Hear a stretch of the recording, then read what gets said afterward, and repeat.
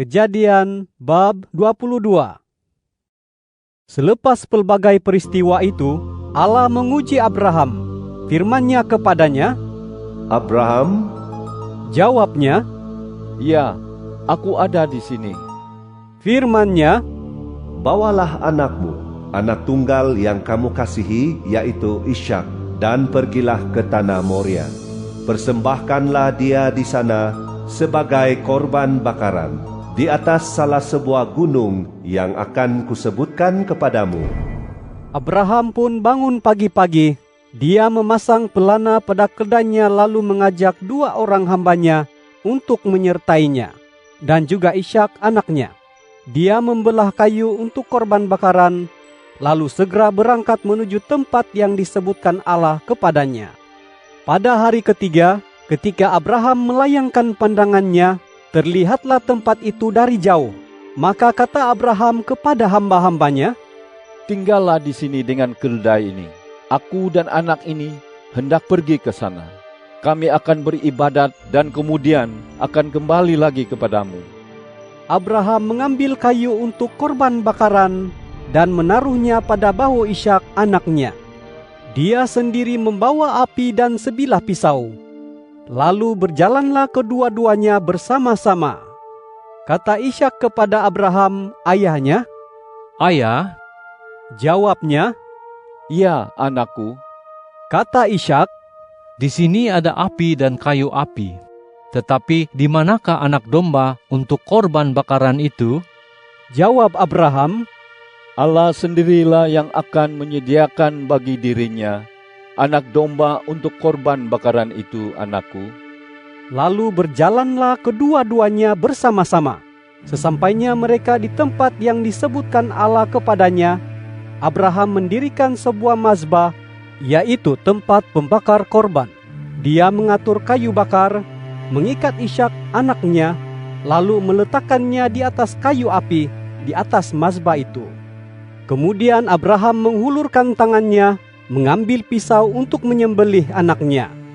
Akan tetapi, malaikat Tuhan berseru kepadanya dari langit. Abraham, Abraham. Jawabnya, Ya, aku ada di sini. Firman-Nya, Jangan mudaratkan anak itu, dan jangan kamu apa-apakan dia.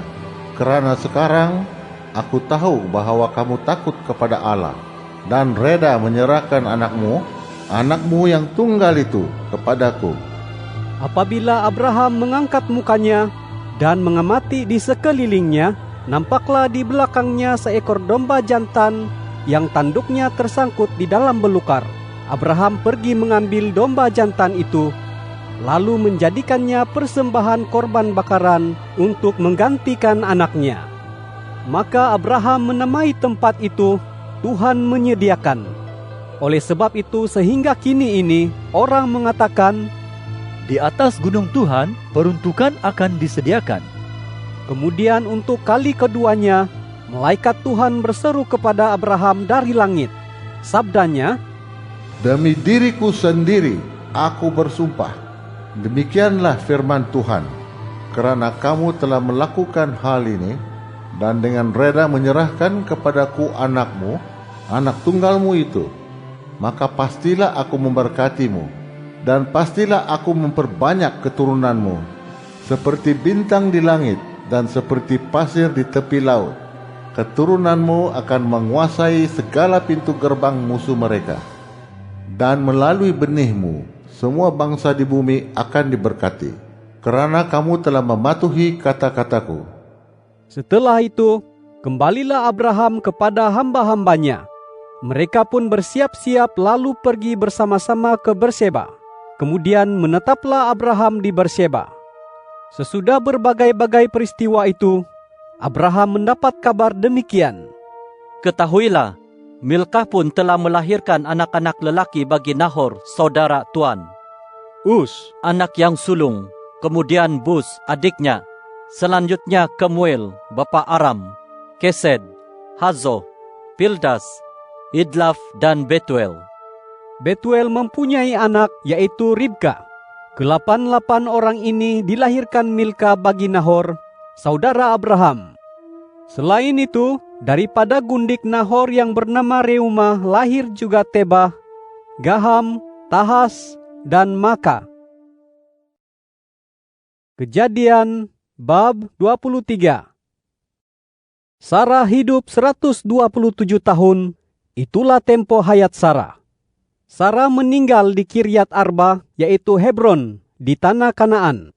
Lalu Abraham datang meratapi serta menangisi Sarah.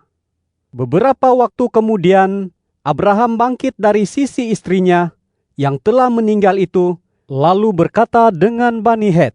Katanya, Aku ini seorang pendatang dan perantau antara kamu. Berilah kepadaku suatu tempat pemakaman dengan hak milik antara kamu, supaya aku dapat memakamkan istriku yang sudah meninggal. Jawab Bani Het kepada Abraham, Tuanku, dengarlah kami. Tuan seorang pemimpin besar di tengah-tengah kami. Makamkanlah istri Tuan di dalam makam kami yang terpilih. Tidak akan ada seorang pun antara kami yang enggan memberikan tanah pemakaman miliknya untuk Tuan memakamkan istri Tuan. Maka Abraham bangun dan bersujud memberi hormat kepada Bani Het, penduduk negeri itu. Dia berkata kepada mereka, Jika hatimu ikhlas mengizinkan aku untuk memakamkan istriku di sini, dengarlah. Minta kepada Efron, anak Zohar atas namaku, supaya dia memberikan kepadaku gua Makpela miliknya, yang terletak di hujung ladangnya. Hendaklah dia memberikannya kepadaku dengan harga penuh sebagai suatu pemakaman hak milikku di tengah-tengah kamu. Pada waktu itu, Efron hadir di tengah-tengah Bani Het. Lalu, dengan disaksikan oleh Bani Het, yaitu semua orang yang datang ke pintu gerbang kotanya, Efron orang Het itu menjawab Abraham. Katanya, Tidak, tuanku, dengarlah aku. Ladang itu kuberikan kepada Tuan. Gua yang ada di dalamnya pun kuberikan kepada Tuan. Di hadapan mata orang yang sebangsa denganku, aku memberikannya kepada Tuan. Makamkanlah istri Tuan di sana. Maka sujudlah Abraham memberi hormat kepada penduduk negeri itu. Disaksikan oleh penduduk negeri itu, berkatalah dia kepada Efron, Jika kamu tidak keberatan, dengarlah aku. Aku akan membayar harga ladang itu. Terimalah uang daripadaku, supaya aku akan memakamkan istriku di sana. Jawab Efron kepada Abraham, Tuanku, dengarlah aku. Sebidang tanah seharga 400 shekel perak. Apalah artinya itu bagiku dan bagi Tuan? Oleh sebab itu, makamkan sajalah istri Tuan di sana. Abraham menuruti kata-kata Efron, lalu dia menimbang bagi Efron uang perak sebanyak yang telah disebutkannya di hadapan Bani Het itu, yaitu 400 shekel perak, sama dengan timbangan yang digunakan oleh para saudagar. Demikianlah ladang Efron di Makpela, di sebelah timur Mamre, yaitu ladang dan gua yang ada di dalamnya, serta semua pokok di ladang itu sampai sekeliling perbatasannya, ditetapkan sebagai milik Abraham di hadapan mata Bani Het, serta di hadapan semua orang yang datang ke pintu gerbang kota itu. Sesudah itu Abraham memakamkan Sarah istrinya dalam gua di ladang Makpela, di sebelah timur Mamre, yaitu Hebron, di tanah Kanaan. Demikianlah ladang itu dengan gua yang ada di dalamnya itu ditetapkan oleh Bani Het bagi Abraham sebagai pemakaman hak miliknya. Kejadian bab 24. Abraham sudah tua dan lanjut umurnya, dan Tuhan memberkati Abraham dalam segala hal. Pada suatu hari, berkatalah Abraham kepada hambanya, hamba yang tertua dalam rumahnya dan yang diberi kuasa atas segala sesuatu yang dimilikinya. Letakkanlah tanganmu di bawah pahaku. Aku meminta kamu bersumpah demi Tuhan, Allah semesta langit dan Allah semesta bumi, bahwa kamu tidak akan mengambil seorang istri bagi anakku dalam kalangan anak perempuan Kanaan, sekalipun aku tinggal dalam kalangan mereka. Tetapi kamu harus pergi ke negeri asalku dan kepada sanak saudaraku untuk mengambil seorang istri bagi Ishak anakku.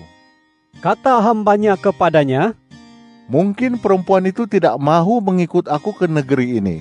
Jika demikian, bolehkah aku kembali untuk membawa anak tuan ke negeri tempat asal tuan itu? Kata Abraham kepadanya, Ingat, jangan kau bawa anakku kembali ke sana. Tuhan, Allah semesta langit, telah mengambil aku dari rumah ayahku serta dari tanah kelahiranku. Dia pun telah berfirman serta bersumpah kepadaku demikian. Kepada keturunanmu aku akan mengurniakan negeri ini. Maka tentunya dia juga akan mengutus malaikatnya berjalan di depanmu, supaya kamu dapat mengambil seorang istri bagi anakku dari sana. Akan tetapi, jika perempuan itu tidak mahu mengikut kamu, maka bebaslah kamu daripada sumpahmu kepadaku. Hanya jangan kau bawa anakku kembali ke sana. Kemudian hamba itu meletakkan tangannya di bawah paha Abraham, tuannya, dan bersumpah kepadanya seperti yang dikehendaki oleh tuannya. Hamba itu mengambil 10 ekor unta daripada kawanan unta tuannya, lalu pergi dengan membawa berbagai-bagai barang berharga milik tuannya. Dia berangkat ke arah Mesopotamia, ke kota Nahor. Di sana, dia menghentikan unta-untanya dekat sebuah perigi di luar kota pada waktu petang, waktu kaum perempuan keluar untuk menimba air. Lalu katanya, Ya Tuhan, Allah Tuanku Abraham, semoga aku berhasil pada hari ini, dan tunjukkanlah kasih-Mu kepada Tuanku Abraham. Lihatlah, aku berdiri dekat mata air ini, dan anak-anak perempuan penduduk kota ini datang untuk menimba air. Kalau aku berkata kepada seorang gadis, tolong turunkan buyungmu dan beri aku minum, dan dia menjawab, minumlah, unta-untamu pun akan ku beri minum, maka dialah orang yang engkau tentukan bagi hamba-Mu Ishak. Dengan cara itulah aku akan tahu bahwa engkau telah menunjukkan kasih kepada tuanku. Belum selesai dia berkata-kata, tiba-tiba datanglah Ribka dengan buyung di atas bahunya. Dia anak perempuan Betuel. Betuel ialah anak lelaki Milka, yaitu istri Nahor, saudara Abraham. Gadis itu sangat cantik parasnya, seorang perawan, belum pernah disentuh lelaki. Dia turun ke mata air itu dan mengisi buyungnya, lalu naik lagi. Maka berlarilah hamba itu mendapatkannya dan berkata, Tolong beri aku minum dari buyungmu itu sedikit sahaja. Jawabnya, Minumlah, tuanku.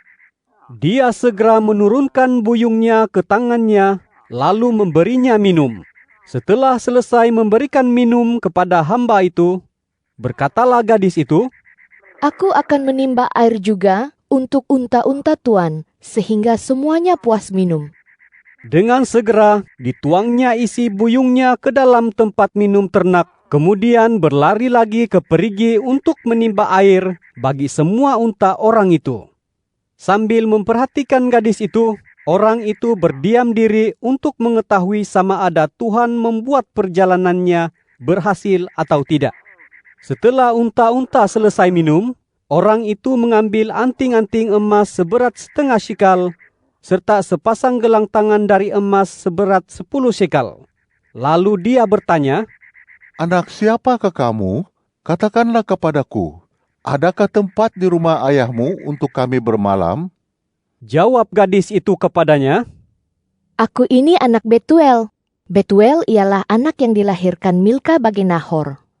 Kata gadis itu pula kepadanya, Jerami ataupun makanan ternak ada berlimpah-limpah pada kami. Tempat bermalam pun ada. Maka sujudlah orang itu menyembah Tuhan. Katanya, Segala puji bagi Tuhan, Allah Tuanku Abraham. Tidak putus-putusnya kasih-Nya dan kesetiaannya bagi tuanku.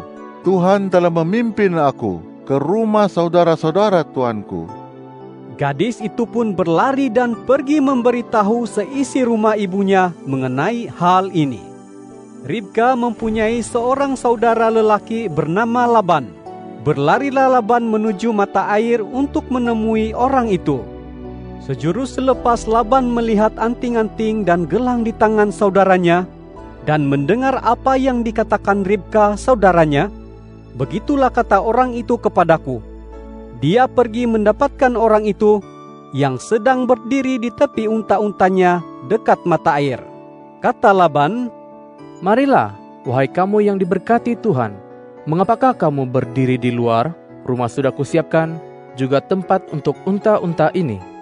Maka masuklah orang itu ke dalam rumah, kemudian muatan unta-unta diturunkan, jerami serta makanan ternak diberikan kepada unta-unta itu. Begitu pula air untuk membasuh kaki orang itu serta orang yang mengiringinya.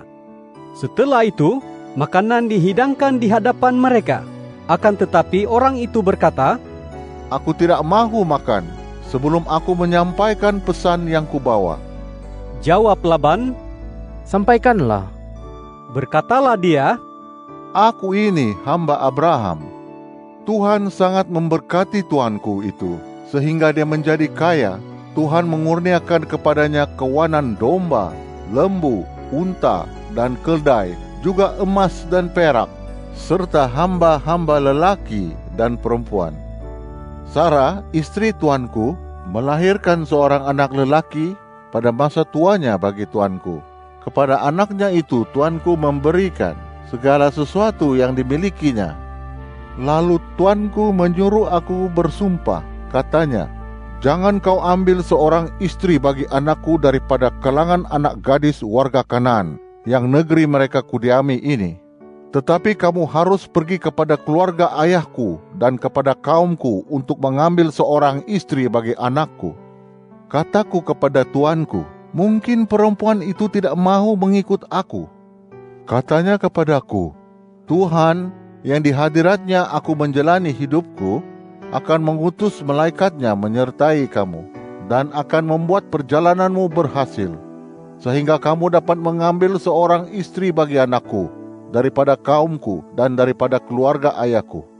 Apabila kamu sampai kepada kaumku, kamu akan bebas daripada sumpahmu. Sekiranya mereka tidak memberikan perempuan itu kepadamu, kamu juga bebas daripada sumpahmu. Pada hari ini aku sampai ke mata air itu, lalu aku berkata, Ya Tuhan, Allah Tuanku Abraham, berkenanlah membuat perjalanan yang kutempuh ini berhasil. Lihatlah, aku berdiri dekat mata air ini. Kalau ada seorang gadis keluar untuk menimba air, aku akan berkata kepadanya, Tolong beri aku minum dari buyungmu itu, sedikit sahaja. Jika kemudian dia berkata kepadaku, Minumlah, untuk unta-untamu pun akan kutimba air. Maka dialah perempuan yang Tuhan tentukan bagi anak tuanku. Belum selesai aku berkata-kata dalam hatiku, tiba-tiba datanglah Ribka dengan buyung di atas bahunya. Dia turun ke mata air lalu menimba air.